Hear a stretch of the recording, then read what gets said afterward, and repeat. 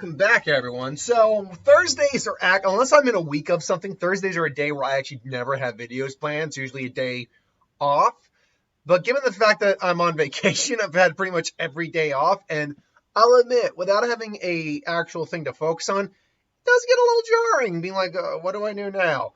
So I actually felt today, because I have the day off, and I didn't have any videos planned, I'd actually do just a couple videos out of the blue. Mostly just some, nothing that's in my main categories of videos I do. Like, so no Zanpakuto, no Captain Classic, no who would win. Well, maybe who would win, sorry. Maybe a review of something, I don't know what. Nothing like I normally do. But there is one other type of video I've done in the past that I haven't done recently, and that's discussion videos, or videos on just topics I've recently talked about.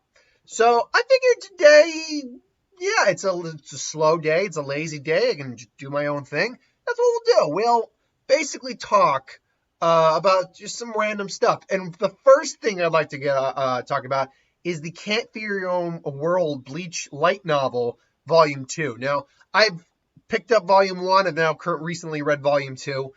And I'm really enjoying the book. Like, it's well written, although I will admit there are some sentences I have to read. Like, okay, was that structured that way for a reason? And I'm like, okay, it was. But no, I really like the series. Now, this has actually been around in Japan for a long time, comparatively. Like, it's been around in Japan for a good couple of years now. So the information in these books have already been made to light, but there's actually other information. Like, they focused on the main information in the books. They didn't actually, in terms of translating it, they didn't focus on, like, some of the small stuff, some of the things that you would have just glossed over otherwise. So I figured I'd take the time to talk about the book, talk about the novel, and talk about some things that stood out to me that either I already knew or that I didn't know coming out of this. Now, we should note that technically speaking, these light novels, this and the Spirits Are Always With You, are not canon. By all accounts, they're not part of the official series. But most people seem to be treating the Can't Feel Your Own World novel as it follows pretty much directly after the events of the original series, right after the events of the 1,000-Year Blood War. It takes place 6 months, if I'm not mistaken, after the events of the 1,000-Year Blood War arc. And as from how it's depicted, no, this comes off like canon. The Can't Fear Your Own World novel, the Spirits Are Always With You novels, I'll admit, while I have not read those particular novels because those aren't out yet, I imagine they'll eventually be put out. That one, admittedly, does come off a little less canon from the bit I know, from the amount I know about it, but that could still be canon. There's nothing that really says that. That's the thing. There's really nothing that says these aren't canon, but at the same time, there's nothing that says they are canon. So take their word worth. A lot of people actually like to treat this as canon because we learn Hisage and Shuhei's Bankai in this novel series, particularly in the last chapter. I know that, but I already know what they are thanks to the internet. So yeah, it's one of those things where technically it's not, but it technically could be. And for the most part, I like to treat it as canon because it reads as canon, quite frankly. So that being said, the first novel basically is kind of the setup novel. There's really no big action pieces in it. As far as I can remember, the first novel, the biggest action piece we kind of had was a confrontation between some of the remaining Quincy's and the Iran car, and a brief scuffle with one of the main antagonists with Akone right here, who is a replacement candidate for the Soul King. We'll get to that in a little bit. But it's that one, that series really isn't, or that first novel, the volume 1 really wasn't about any of the action or anything. It was the mystery unfolding. It was about the Hisage, who's the chief and editor of the Bulletin in this era day, going around and getting information about the Blood War, and then finding out this new plot that's been leveled again, that's being raised against the Soul Society by one of the noble families. Oh God. 1 second.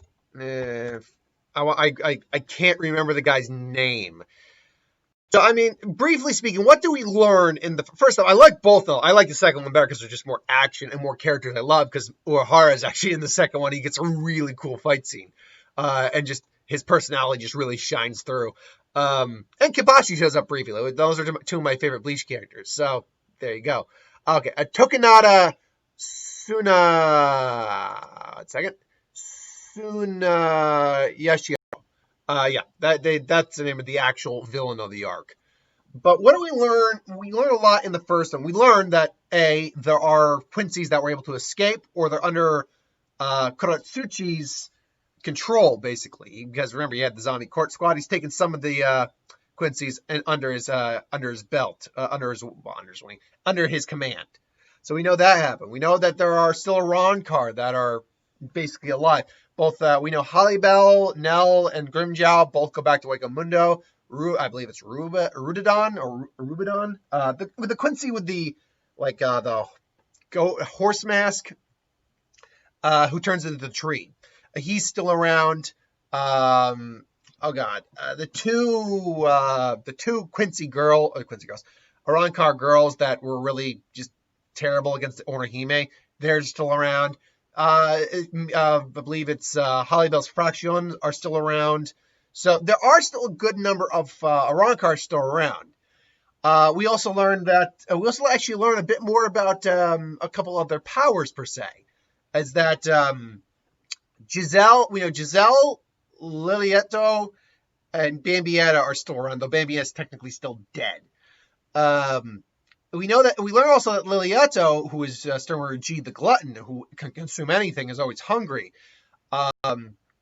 It can actually take on the reishi properties of in things she eats. So that's actually an interesting little tidbit we learned from that. In terms of anything else that we learned that the character of Tokunada Tsunashiro is part of the actual strongest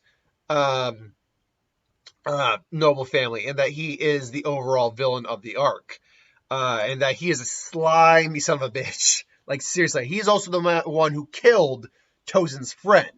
And one of the things about the novel series is we're going back and forth at the end of the book, like at the end of each chapter. Well, actually, we did it in the beginning. Actually, started with the beginning, then we got to the end. There's bits and pieces of the past where Tozen met Shunashiro or Tokunada. Then he met Aizen, and then the last part of the epilogue chapter of Volume 2 is he met him and Aizen were talking again. So it's very interesting how that's playing out. We learned that Yoroichi lives in the Soul Society at this point. She's not part of the Shihoin clan. She's technically not the head. Her brother's still the head, technically, but she's definitely she's definitely still predominant, and she's been forgiven. Uehara's been forgiven, but they could probably go back to the 13 Court Guard squad if they want to. They don't. So that's kind of interesting. We also learn about Aura. What's her name? Hold on. What's her name? Aura. Who now? Aura. To get your JoJo reference in there. Where is that picture of? Where's her name? Aura. What? It's Aura. Her name is literally Aura. Where is her name? There it is. Aura Michibane. We get introduced to her. She's basically got her execution, or she's taken over execution, but now it's become like a cult. We learned that Ginjo and Giroko and Suna. Oh God, what's his name? Suna.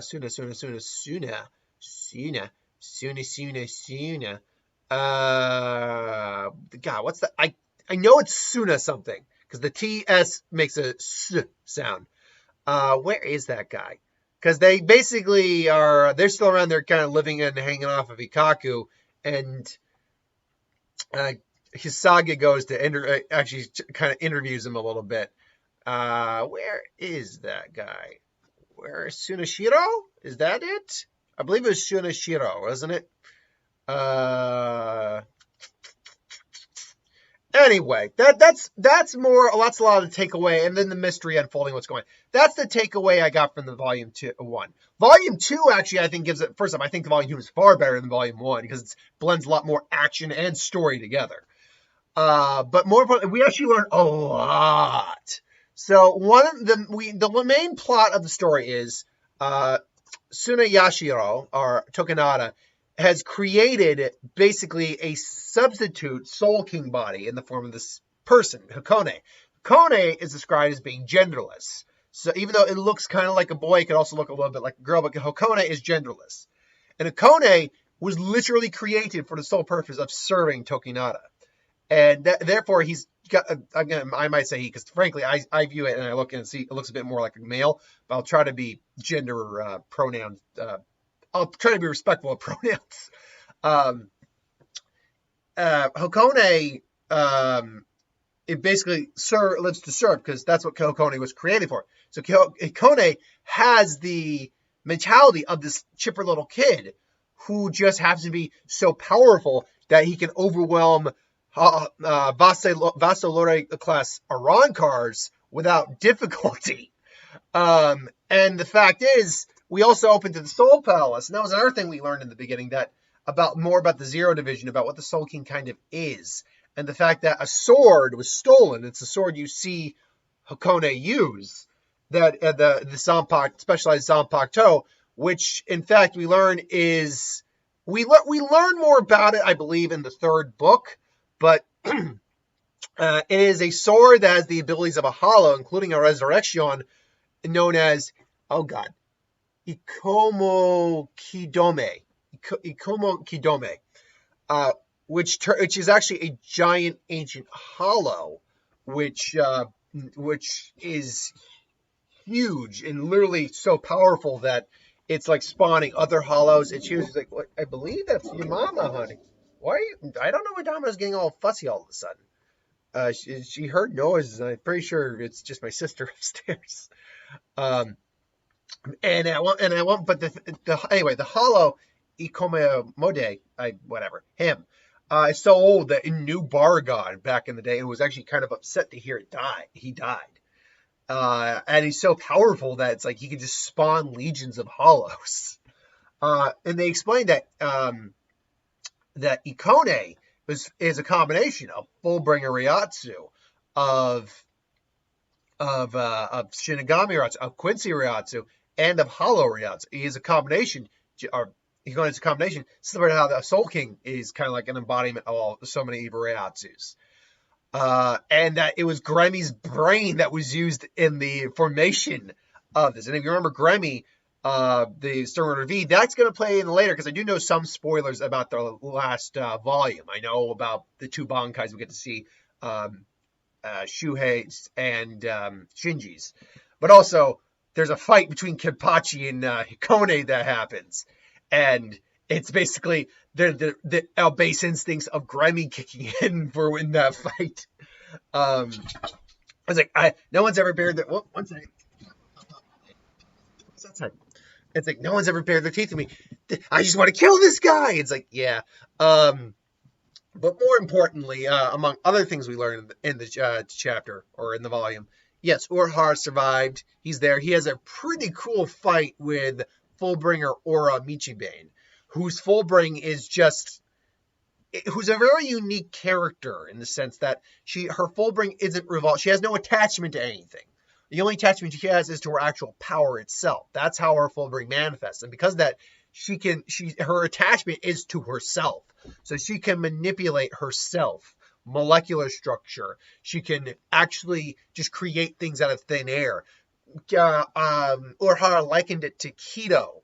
Instead of, like, if a normal Fullbringer has an attachment to an item, he likens that to a Soul Reaper using their Zanpakuto. But in her case, it's more in the, like, she's using Keto on the level of Sosuke Aizen. When which that said, Hisaki's even like, oh. And, Urahara is thrown out. He does level 99 Goryo Tensu. I believe that's the 5 War Dragon. Urahara is duking it out. And the fight is really fun to watch. or I should say read. I hope these get animated someday, like both light novel series. I hope they get animated. Maybe we'll get even more light novels. Who knows? Because that's a good way to fill in gaps in information we don't have, like an Ukitake or a Love's Bankai. Information about the history of the Soul Society, what happened to certain characters. That's a great way to fill in that information is light novels, quite frankly. So if they do more, I'd be down for more. But one thing we also find is Urahara gets captured. They want Urahara to build a new Hogyoku. And that's not good. But at the same time, and it's at the same time, I'm reading this entire chat, play out. I'm like, it's Urahara, and he kind of knew. He also even basically addressed like, no, he knew he'd be captured. And I'm reading it like, did he intend to get captured? Like, he had a backup plan if he got captured. But I'm now wondering, he's like, did he intend? Because the person who captured him was Yuiko, the Fullbringer who does The Invaders Must Die, the digital Fullbring. And I get the impression that he probably set this up so he'd have access to the new Soul Palace that was set up in this in-between world in the Dongai. And just that way he could bring it in from the inside. That's what I'm kind of wondering, if that's what's gone on.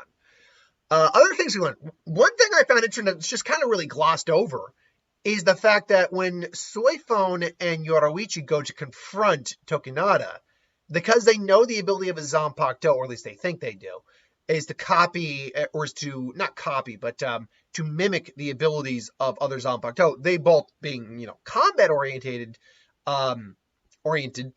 individuals go to bring him in because they don't need Zanpakutos to fight. Two things that stand out. One is more funny, and one's actually very telling. One is when Tokinada kind of addresses, like, jokingly saying, "What if I'm in love with Yoruichi?" And Beer's like, "Oh yeah, I never would go with him. How dare you, Yoruichi? I humbly request to accompany you on your honeymoon. I mean your reception." It's like Soifone just like, "I want to accompany you on your honeymoon." It's like, okay, is that really implying that Soifone is like seriously crushing on Yoruichi? Like she actually is in love with Yoruichi, because that's always been severely hinted at. And she has romantic feelings for Yoruichi. Not that she just has admiration, but that's never been proven one way or another. I actually don't think we have any openly gay characters in the Bleach world. We have some effeminate male characters, and we have some very it's implied female characters, but we've never had anything flat out stated about like any sexuality apart from straight pairings. So not that it really matters, I just think that's interesting to point out. But the other thing that's interesting that gets pointed out, I think it's far more interesting, is the comment of Zanpakuto when Tokinada mentions to Yoruichi, you don't even have a Zanpakuto, and then Yoruichi just goes, "Oh, I have a Zanpakuto. I just prefer fighting with my. It's just I'm just better at fighting with my bare hands. Do you know I have to console my sword every day?" And Soifone jokingly says, "I never thought I'd be jealous of her Zanpakuto." But if you were like reading that, assuming this is all canon, which we go with the assumption in this type of novel it is, that actually says a lot. It says that Yoruichi did have her Zanpakuto this whole time, and she's never used it. A, because she just feels more comfortable fighting hand to hand, and B, in this case, because she knows what would happen if she brought her Zanpakuto and it was used. But that raises some questions. Like, yeah, I get it. You fight better with your hand to hands, or your hand to hands. Fight better hand to hand. Fight better in melee combat than you do with swordplay. Aizen had the Hogyoku and was wreaking havoc. The Quincy's were tearing the fabric of reality apart. I don't care if you fight better hand to hand. Your Zanpakuto probably would have been very useful there. Then again, we don't know what it does still, so maybe it wouldn't have. But I would assume you'd want to have all your options available. So it's like, reading that, I'm like, Yoruichi, really, girl? I love Yoruichi, don't get me wrong. Like, if you're talking about, like, Bleach crushes, she's in the top 3. So, but really? Like, oh, man, Yoruichi, you're letting me down here, girl. we learn a little bit of that. Um, we see kind of the coalition of the remaining Quincy's Arankar and the captains who are going to go and stop this come to light. There's a great scene where Kenpachi shows up at Kukaku Shiba's place, and everyone suddenly gets really nervous. Kiriko particularly gets like a cold sweat on his brow because they remember Kenpachi's the one that killed him. Just, and everyone's just like, ugh. There's actually a confrontation between Grimjow and Zaraki where it's like, are you the guy who killed Naotara? Why? Are you stronger than that guy? Oh, for love of God, Domino, calm down. Um, there's a cool confrontation there. We actually learn about all the Quincy that did survive too, including there was Najikup, Sternwater U survived, and Candice survived, Sternwater P survived, and I believe that was it. Am I getting all the Quincy down on there? Besides the ones that escaped at Mundo. I think I got all the Quincy down that survived ultimately. Yeah, I think so. And they make an offhand comment, too, about how strong Sternwater P is, which I found pretty interesting. They said that in terms of power, Sternwater P, which I can't remember her name, it began with an M, is actually stronger than Zaraki.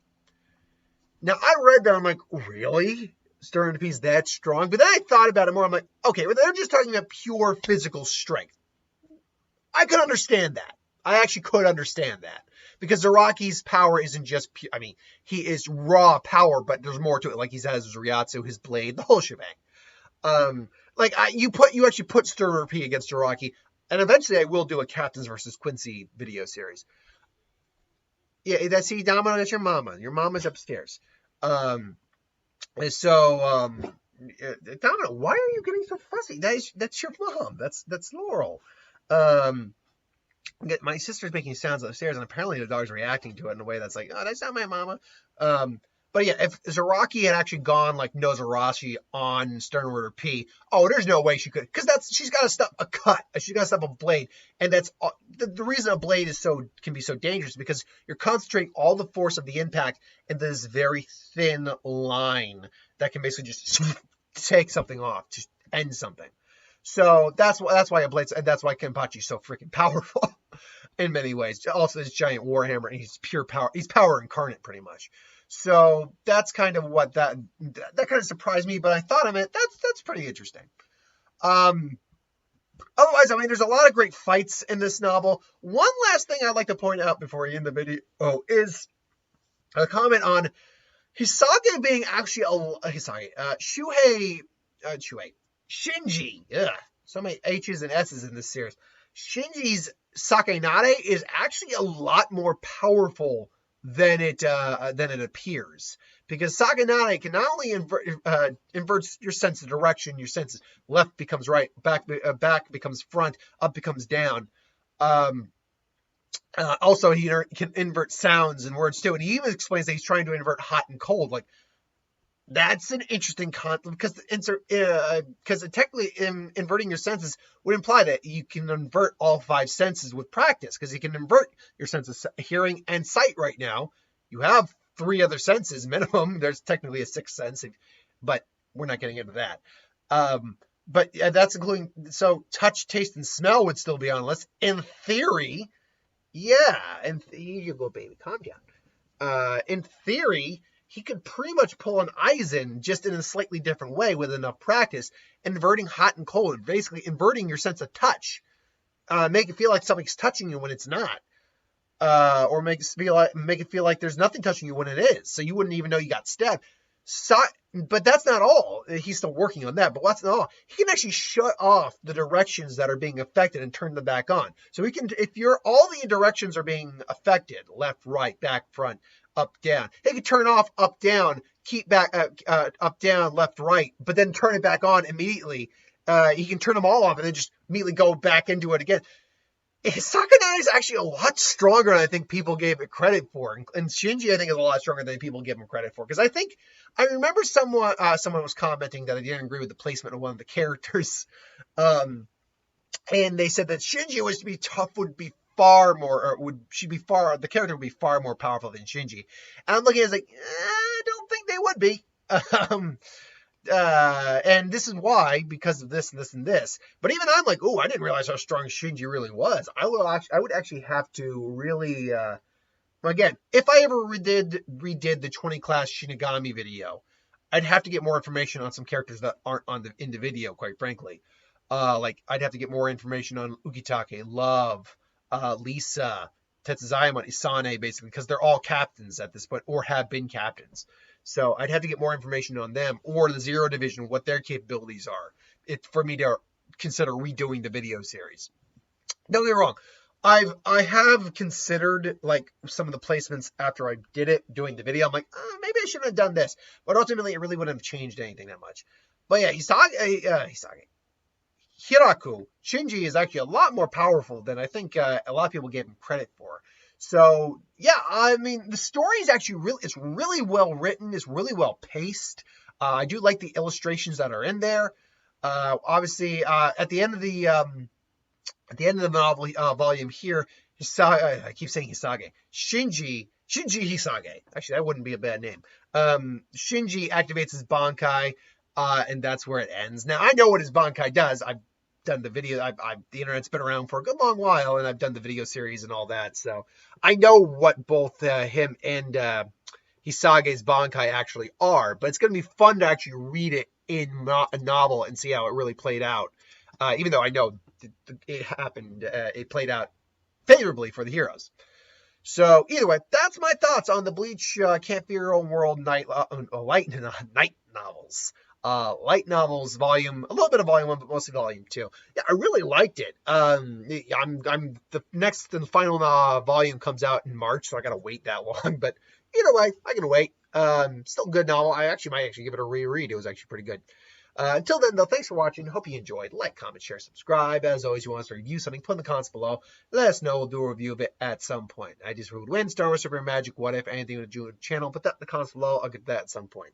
So, like I said, I don't know how many videos I'm going to plan to do today. Maybe like 2, 3, 4 if I'm really in the mood. Definitely maybe 2 or 3. But if I go beyond that, we'll see. Mostly they're just going to be like some different types of videos I don't normally, or haven't done in a while, like discussion videos, stuff like that. And luckily I've got topics to go from because people have given me topics. Until then, thanks for watching, and I'll see you later.